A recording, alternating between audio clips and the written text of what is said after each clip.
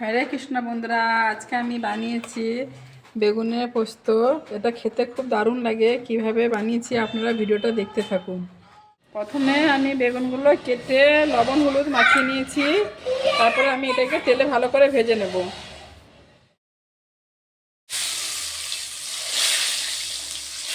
বেগুনগুলো এইভাবে আমি ভেজে নেব উলট পালট করে। আমি বেশ লাল লাল করে বেগুনগুলোকে আমি ভেজে নেব। তার জন্য এখানে কিছুটা কাজু নিয়ে নিচ্ছি, আবার কিছুটা পোস্ত দিয়ে দেবো। এখানে তিল আর পোস্ত আছে, একটু তিল মিশিয়ে দিয়েছি। আমি এবার বেটে নেবো এটাকে। প্রথমে এলাচ আর লবঙ্গ দেব, সামান্য হিং দেব, আদা বাটা দেবো অল্প, 1 চামচ হলুদ দিয়ে দেবো। এবারে আমি আদাটাকে ভালো করে ভেজে নেব। এরপরে আমি পোস্ত দিয়ে দেবো। পোস্ত আর কাজু বাদাম বেটে রাখা তিল একসাথে আমি দিয়ে দেবো। এটাকে আমি ভালো করে তেলে ভেজে নেব।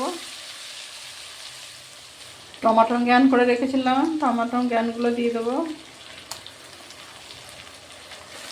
টমাটোকে ভালো করে কষে নেবো আমি তেলের মধ্যে। সামান্য কাশ্মীর লঙ্কা গুঁড়ো দিলাম, আর এমনি লঙ্কা গুঁড়ো দিলাম, আর ধনে গুঁড়ো দিলাম। ভালো করে নেড়ে নেব।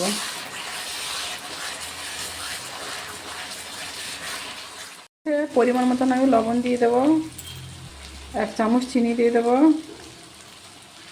সবজি মশলা 1 চামচ দিয়ে দেবো, সামান্য অল্প কস্তুরি মেথি দিয়ে দিলাম। এটাকে ভালো করে আমি নাড়িয়ে নেব। কষা হয়ে গেছে। এবার আমি উষ্ণ গরম জল করে রেখেছি, সেটা আমি এবারে দিয়ে দেব মশলার মধ্যে।